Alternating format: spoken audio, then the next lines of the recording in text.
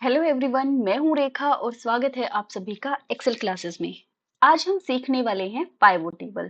Pivot table का मतलब होता है डेटा को अपने अकॉर्डिंग एनालाइज करना या अपने अकॉर्डिंग समराइज करना। जैसे कि मुझे यहाँ पे कस्टमर नेम देखना है और कस्टमर नेम के साथ साथ प्रोडक्ट देखना है और प्रोडक्ट के साथ अमाउंट देखना है। बाकी जो क्वांटिटी, डिपार्टमेंट, इनवॉइस नंबर है वो नहीं देखने।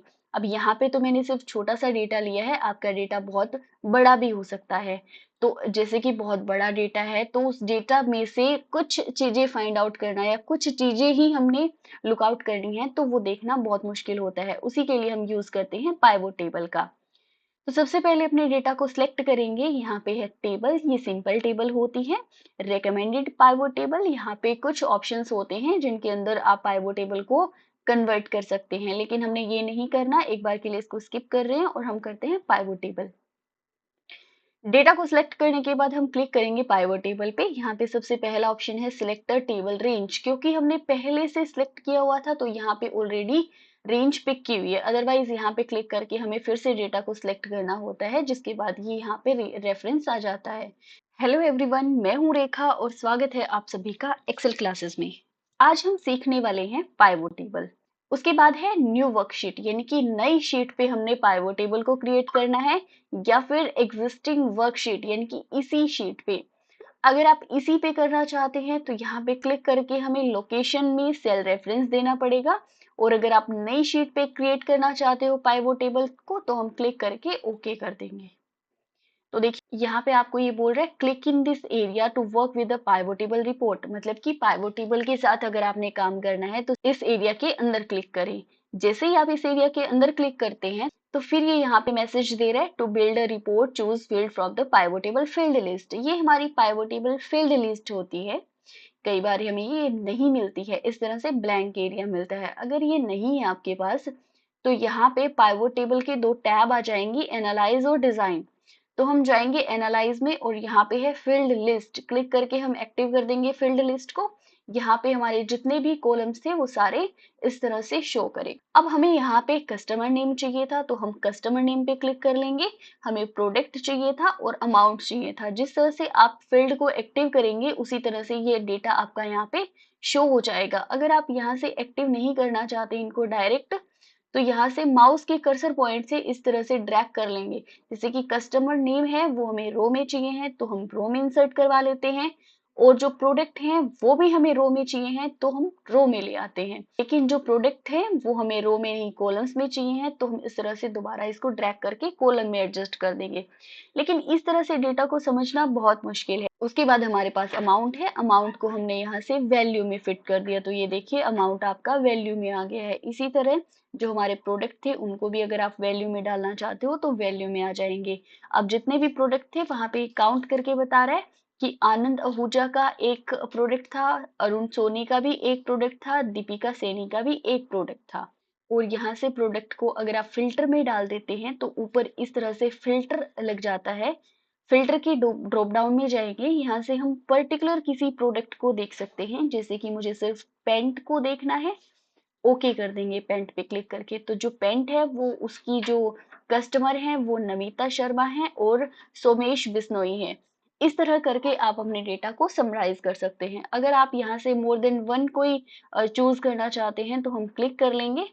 ऑल पे भी आप क्लिक कर सकते हो या फिर सिलेक्ट मल्टीपल पे क्लिक करके इस तरह से हमने पैंट और ट्राउजर को क्लिक कर लिया है एंड देन ओके। तो यहाँ पैंट और ट्राउजर को डिस्प्ले कर रहे हैं। अब उसके बाद जैसे हमें क्वांटिटी भी देखनी है, लेकिन क्वांटिटी इस तरह से नहीं देखनी है। क्वांटिटी के लिए हम क्या करते हैं, स्लाइसर बना लेते हैं। इंसर्ट स्लाइसर पे क्लिक करेंगे और यहाँ से हमें क्वांटिटी पे क्लिक करना है, ओके कर देंगे। तो इस तरह से क्वांटिटी का अलग से एक स्लाइसर बन जाएगा। हमारे पास तीन क्वांटिटीज थी, 2 नंबर, 3 नंबर और 4 नंबर। अब हमें सारे वो प्रोडक्ट देखने हैं जिनकी क्वांटिटी 3 है तो हम क्लिक कर देंगे।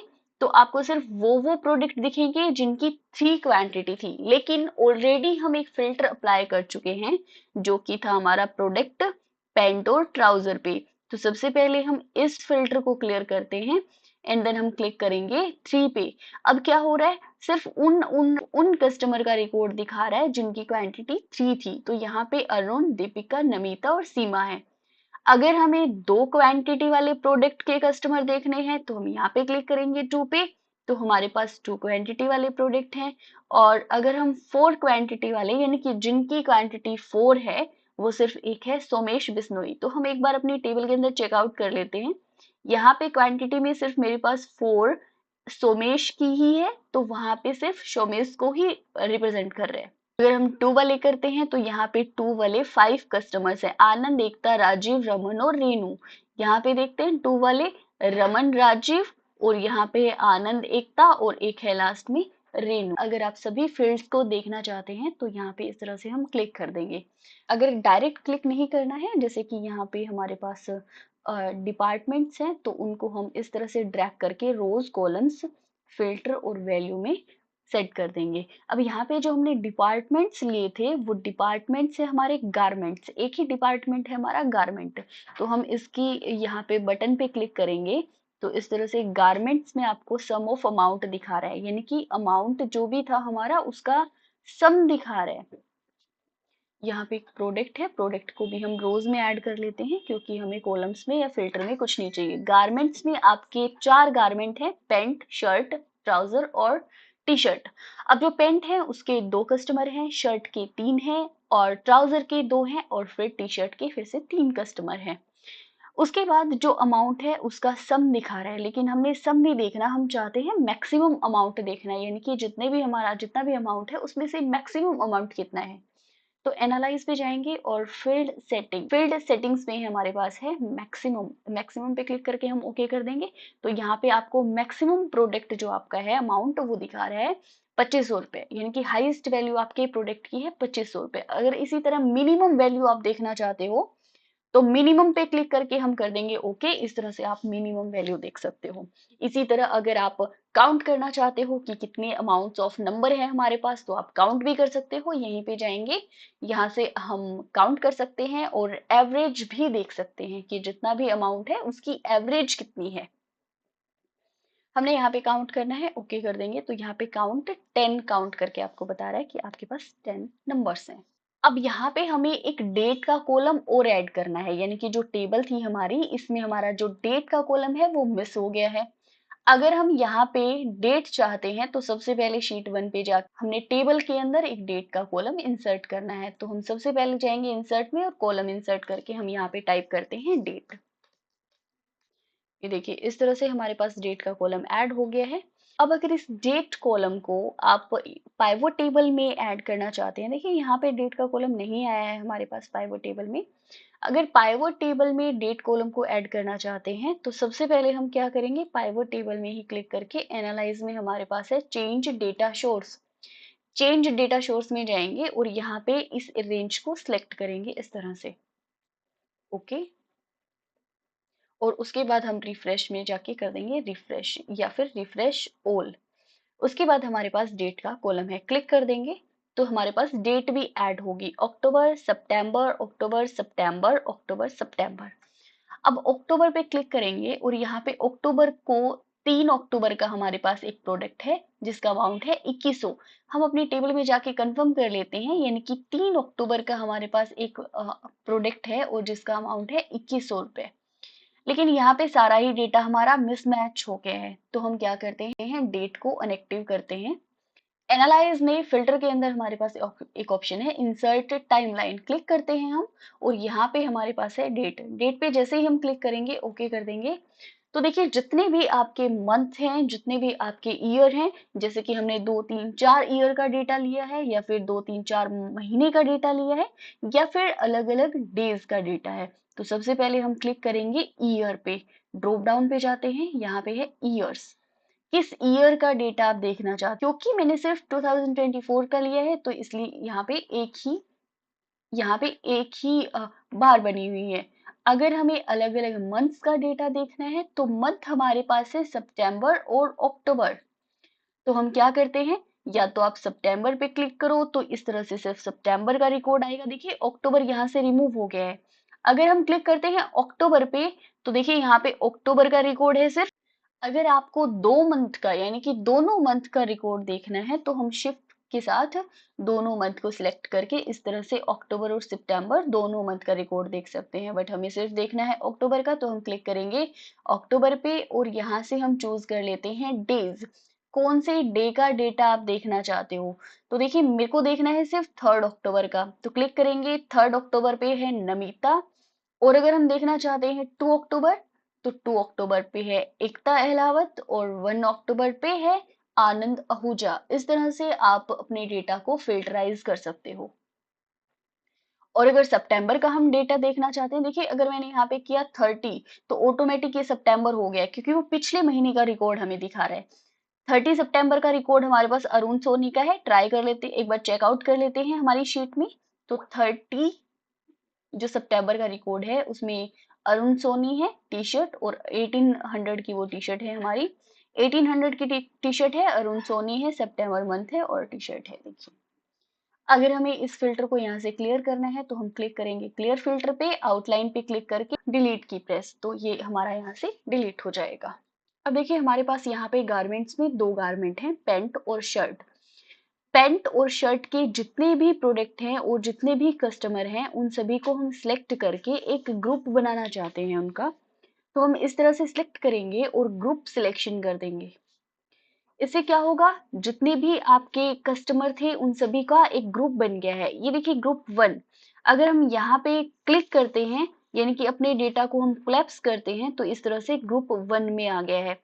उसके बाद दो प्रोडक्ट और हैं हमारे पास, यानी कि दो गारमेंट्स और हैं, ट्राउजर और टी शर्ट। इनको भी हम इसी तरह से सिलेक्ट करते हैं और हम यहाँ से कर देंगे ग्रुप 2 सिलेक्शन, यानी कि दूसरा ग्रुप बन गया है हमारा। इसको भी हम यहाँ से कोलैप्स कर देंगे। प्रोडक्ट तो सारे हैं हमारे पास, गारमेंट्स तो सारे हैं हमारे पास। ग्रुप 1 यानी कि दो गारमेंट्स को हमने ग्रुप 1 में ऐड कर दिया है और दो गारमेंट्स को हमने ग्रुप 2 में ऐड कर दिया है। यहाँ से भी आप अपने जो ग्रुप्स है इनको कोलैप्स और एक्सपेंड कर सकते हो। अगर हमें एक्सपेंड करना है तो हम एक्सपेंड फील्ड कर देंगे, और अगर कोलैप्स करना है तो इस तरह से कोलैप्स कर देंगे। यहाँ पे भी क्लिक करके आप इस तरह से इनको कोलैप्स और एक्सपेंड कर सकते हो। जैसे मैंने ग्रुप 1 को एक्सपेंड कर लिया, ग्रुप 1 के अंदर आपको दिखा रहा है कि ये पैंट और शर्ट दो चीजें हैं इसके अंदर, और इन पे भी अगर हम क्लिक करते हैं तो ये देखिए पैंट में दो कस्टमर हैं, नमिता और सोमेश, और इसी तरह शर्ट में अगर आप लेंगे आनंद, राजीव और रेनू, तीन हमारे पास कस्टमर हैं। अगर आप इनको अनग्रुप करना चाहते हैं तो यहाँ से इस तरह से सिलेक्ट करके हम यहाँ से कर देंगे अनग्रुप। तो देखिए सारे जो हमारे ग्रुप्स जितने भी बने हुए थे वो सारे अनग्रुप हो। यहाँ पे जो बटन्स हैं प्लस और माइनस के जो बटन आते हैं, यानी कि कोलैप्स और एक्सपेंड करने के लिए, अगर आपको ये बटन्स नहीं चाहिए तो हम यहाँ से कर देंगे बटन्स को अनएक्टिव। जैसे कि आप बटन्स को इनएक्टिव करते हैं, ये देखिए यहाँ से बटन्स रिमूव हो गए हैं। उसके बाद है फील्ड हेडर्स, जैसे कि रो लेबल में ये फील्ड का हेडर आया हुआ है। अगर हम यहाँ से करते हैं फील्ड हेडर को रिमूव, तो देखिए फील्ड हेडर हमारा रिमूव हो गया है। अगर आपको फिर से चाहिए है तो फिर से हम क्लिक करके फील्ड हेडर लगा सकते हैं। इस टेबल को हमें इस फॉर्मेट में नहीं देखना, तो हम डिजाइन में जाते हैं और यहाँ से करते हैं रिपोर्ट लेआउट। रिपोर्ट लेआउट में शो इन कॉम्पैक्ट फॉर्म, ये हमारा कॉम्पैक्ट फॉर्म है। अगर हम करते हैं शो इन आउटलाइन फॉर्म, तो ये देखिए इस तरह से आउटलाइन फॉर्म में आ जाएगा। अगर ऐसे ही हमें टैबुलर फॉर्म में देखना है तो हम क्लिक करके टैबुलर फॉर्म में देख सकते हैं। जैसे कि नमिता शर्मा ने दो प्रोडक्ट परचेज किए हैं, तो यहाँ पे इस तरह से दिखाएगा नमिता शर्मा अक्टूबर में, और उसके बाद टोटल दिखा रहा है। अगर हमें ऑल आइटम लेबल को रिपीट करना है तो हम यहाँ से क्लिक करके कर देंगे ऑल आइटम लेबल को रिपीट। तो इस तरह से देखिए गारमेंट्स में pant pant pant pant pant, हालांकि नमिता और सोमेश ने ही परचेज किया था, बट क्योंकि ये रिपीट कर रहे हैं, रिपीट फॉर्मेट में हमने लिया है तो सभी को रिपीट कर रहा है। डू नॉट रिपीट कर देंगे तो भी रिमूव हो जाएगा। यहाँ से do not repeat all labels. यहाँ पे हमारे पास है डू नॉट शो सब टोटल, तो जो सब टोटल दिखा रहा था हमारा वो रिमूव हो गया है। दोबारा क्लिक करके हम देख लेते हैं शो ऑल सब total at bottom of group, जितने भी ग्रुप हैं सभी का सब टोटल। अगर हमें इसी सब टोटल को टॉप ऑफ ग्रुप करना है, यानी कि ट्राउजर जैसे कि यहाँ पे है, तो ट्राउजर के जस्ट ऊपर ट्राउजर का सब टोटल चाहिए, तो हम यहाँ से कर देंगे शो ऑल सब total at the top of group. तो इस तरह से देखिए हर एक ग्रुप का सब टोटल ग्रुप के जस्ट ऊपर ही आ गया है, लास्ट में नहीं आ रहा है। लास्ट में क्या टोटल करके दिखा रहा है आपको, सभी का टोटल करके दिखा रहा है, यानी कि ग्रैंड टोटल। अब जो ग्रैंड टोटल है उसको भी हमने ऑफ करना है, तो हम यहाँ से कर देंगे डू नॉट शो सब टोटल। तो ये देखिए सब टोटल जो था हमारा रिमूव हो गया है। देखिए अब यहाँ पे हमारे पास कोई ग्रैंड टोटल शो नहीं कर रहा। अगर आपको ग्रैंड टोटल चाहिए है तो हम डिजाइन के अंदर से कर देंगे on for rows and columns, यानी कि जो ग्रैंड टोटल है हमारा वो ओन हो जाए। तो यहाँ पे देखिए इसका अमाउंट का ग्रैंड टोटल शो कर रहा है। हम चाहते हैं हर एक फील्ड के बाद हमें ये ब्लैंक रो इंसर्ट करके दे, तो हम जाएंगे ब्लैंक रोज में, insert blank line after each item. देखिए नमिता के बाद इसने ब्लैंक लाइन क्रिएट कर दी, फिर सोमेश के बाद, फिर आनंद के बाद, फिर राजीव के बाद। तो इस तरह से हर एक रिकॉर्ड के बाद ये क्या करेगा, आपको एक ब्लैंक लाइन प्रोवाइड करवाएगा। रो हेडर, अगर हमें ये रो हेडर चाहिए ही नहीं तो हम यहाँ से इसको अनएक्टिव कर देंगे, रो हेडर हमारा अनएक्टिव हो जाएगा। इसी तरह कॉलम हेडर को भी अनएक्टिव करना चाहते हो तो कॉलम हेडर भी आपका अनएक्टिव हो जाएगा। ये देखिए यहाँ पे फिल्टर बटन लगे हुए हैं, अगर फिल्टर बटन भी आपको नहीं चाहिए, यानी कि फील्ड हेडर भी नहीं चाहिए है, तो हम क्या करेंगे, फील्ड हेडर को रिमूव कर देंगे यहाँ से। अब अगर आप इस टेबल को क्लियर करना चाहते हैं तो हमारे पास क्लियर का ऑप्शन है, यहाँ पे हम क्लियर ऑल करके फील्ड को या टेबल को क्लियर कर सकते हैं। इसी तरह अगर आप कंप्लीट टेबल को सिलेक्ट करना चाहते हो बट हमारी टेबल जो है वो बहुत बड़ी है, तो हम सिलेक्ट के ऑप्शन में जाएंगे और यहाँ से करेंगे एंटायर पाइवोट टेबल, क्योंकि कंप्लीट टेबल जो है हमारी वो सिलेक्ट हो जाए।